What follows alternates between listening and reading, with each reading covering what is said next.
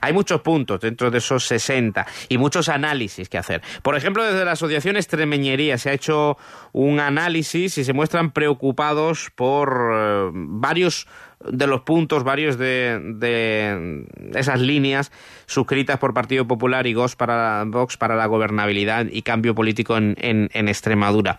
Y dicen que hay ambigüedad en buena parte de ellos. Víctor Caballero es el presidente de Extremeñería. Víctor, bienvenido, buenas tardes. Hola, buenas tardes.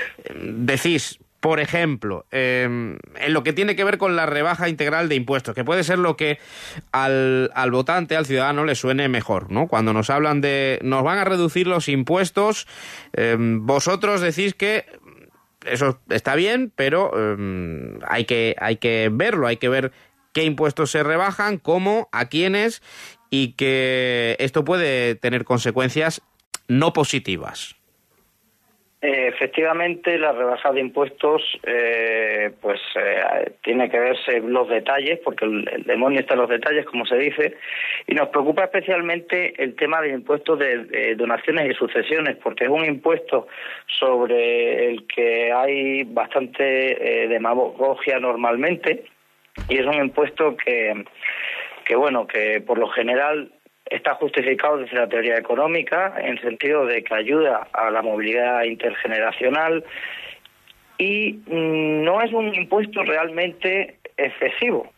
Tiene un problema en un tema técnico, que es el tema de que te exige pagarlo con una liquidez que a veces no tienen las personas que heredan una herencia, pero no es un impuesto excesivamente alto, y hay mucha demagogia con este impuesto. Y también es verdad que no aclara más detalles sobre el resto de impuestos que quieren bajar, ¿no? Entonces, por ahí, nos gustaría que hubiera más aclaraciones. O sea, que vosotros no consideráis que ni el impuesto de sucesiones ni donaciones sea, desorbitado, como llaman algunos, o unos impuestos innecesarios.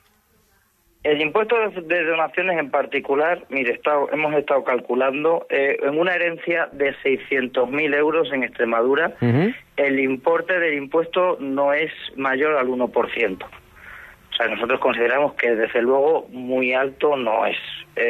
Aparte, todas las herencias por debajo de esa cantidad, el importe es aún menor en porcentaje. Con lo cual estamos hablando de un impuesto inferior al 1% para herencias inferiores a 600.000 euros, que no creo yo que sea una herencia pequeña, 600.000 euros. Vamos a seguir con más puntos, porque una de las claves del próximo gobierno va a ser el sillón que ocurre dentro de ese propio gobierno el representante de Vox, que ya sabemos lo que dice y hemos analizado en profundidad lo que dicen sobre medio ambiente, sobre las zonas cepas, sobre las zonas de protección, que hay que quitarles a buena parte de ellas esa protección excesiva, según el partido de ultraderecha. La Red Natura, que en Extremadura, si hablamos de Red Natura, estamos hablando de una parte muy importante del territorio. Vosotros, Víctor, ya decís, vamos a estar muy vigilantes con posibles revisiones de ese calado. Sí, una de las cosas que más nos ha preocupado del acuerdo son todos los puntos concernientes a política medioambiental. Aquí hay un montón de ambigüedades, ¿no? En el punto 16, por ejemplo, dice que revisará las prohibiciones y limitaciones de la Red Natura, pero es que en el punto 18 también habla de revisión de la política verde.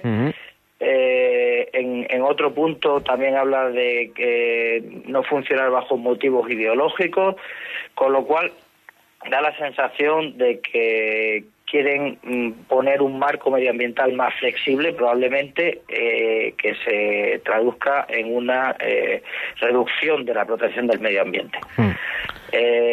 Lo que hay que ver es para qué quieren esa reducción. Efectivamente. Como son puntos muy ambiguos, que es lo que nosotros señalamos, queremos estar atentos en qué consisten esas revisiones. Pero no suena bien, a priori no nos suena bien. Si son reducciones o revisiones para seguir manteniendo el medio ambiente, pues todo lo aplaudiremos. Si son revisiones para se me ocurre, sin pensar en mucha maldad, construcciones, pues ya la cosa varía bastante. Neutralidad ideológica en la enseñanza.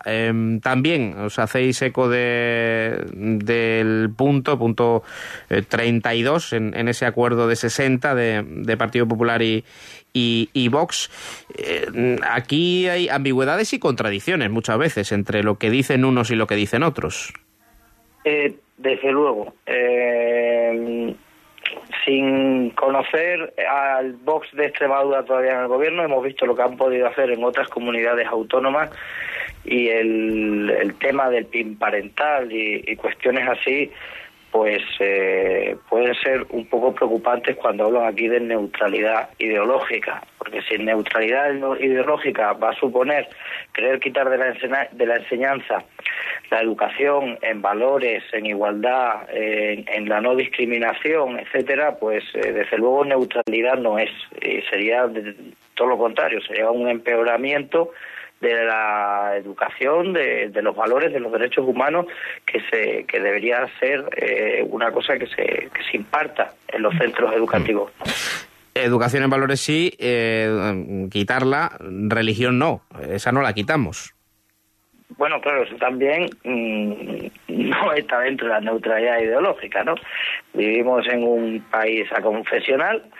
La religión se permite en los centros públicos, pero también tiene una carga ideológica importante, claro. Entonces, a ver a qué se refieren a esto, pero también, de nuevo, no pinta bien. Otro de los puntos más polémicos de estos pactos Partido Popular y Vox se han producido ya en Extremadura y en otras partes de España, es en lo referente a las discriminaciones, a la violencia de género, a la discriminación hacia la mujer, el respeto por la orientación sexual.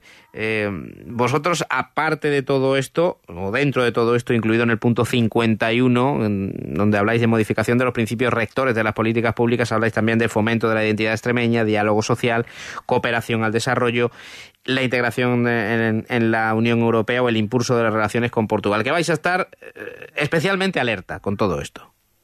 Sí, el punto 51 es especialmente ambiguo porque solo dice que modificarán los principios rectores de las políticas públicas. No dice cuáles son esos principios. Pero si nos vamos al Estatuto de Autonomía de Extremadura, el artículo 7 cita una serie de principios, y entre ellos están todos los que estaba usted diciendo, ¿no? El respeto a la orientación sexual, identidad de género, el fomento de la identidad extremeña, el diálogo social, cooperación al desarrollo, pero también, por ejemplo, búsquedas de políticas de aumento de empleo, reducción de la discriminación de la mujer, integración en la Unión Europea, un montón de principios, ¿no? que es difícil pensar que se puede estar en contra de ellos. Y en el acuerdo pone que se van a revisar. Entonces, queremos ver cuáles se quieren revisar, porque tocar cualquiera de ellos, eliminarlos, nos parecería también un paso atrás importante. Uh-huh. Y la supresión de organismos innecesarios, es otro de los puntos. Queréis, yo creo que queremos todos, ¿no?, saber cuáles son esos organismos innecesarios. Efectivamente, porque aquí es otra cosa que nos aclara, habla de organismos innecesarios. A lo largo de la campaña de las elecciones autonómicas y municipales, el candidato de Vox atacó varias veces al tema de la cooperación extremeña, entonces no sé si se refieren, si irán por ahí, o si se refieren a políticas feministas, no lo sabemos, pero sería importante que lo aclarasen también. Y por último también habláis de otro punto significativo aquí. Bueno, en Extremadura ya hemos visto que hay casos de ocupación, está claro, hay casos, pero es una mínima parte. Ya dábamos las estadísticas hace tiempo y somos prácticamente la última comunidad autónoma en número de ocupaciones denunciadas. Es poco frecuente. Aunque sí parece, Víctor, que es un problemón social. Depende de lo que veas o depende de lo que escuches o a quién escuches, parece que estamos prácticamente encontrándonos casas ocupadas día sí día también en Extremadura. Lo digo por esto de la creación de un punto de atención para víctimas de la ocupación ilegal.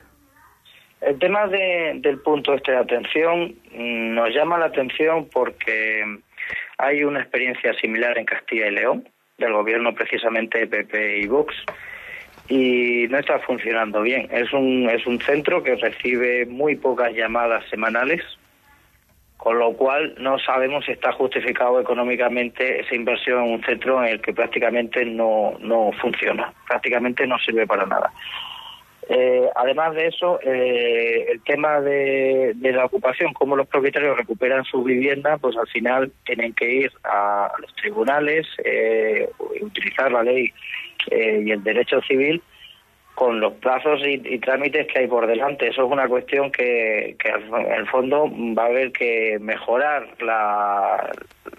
los recursos de la justicia, que eso se hace desde el gobierno central. No sé yo si un centro para la atención de la ocupación va a servir para mucho. La experiencia de Castilla y León demuestra que no está demasiado demandado. Así que bueno, cuando hablan de organismos innecesarios, pues esto nos resulta un poco chistoso que quieran crear un organismo que no sabemos si va a tener una utilidad real para los ciudadanos. Pues son incógnitas que veremos a ver si vamos despejando o no, poco a poco, a lo largo del tiempo, después de ese acuerdo suscrito por Partido Popular y Vox, que daba la presidencia del gobierno. Se la va a dar, de hecho, el próximo viernes a María Guardiola. Víctor Caballero, presidente de Extremeñería, muchísimas gracias por acompañarnos.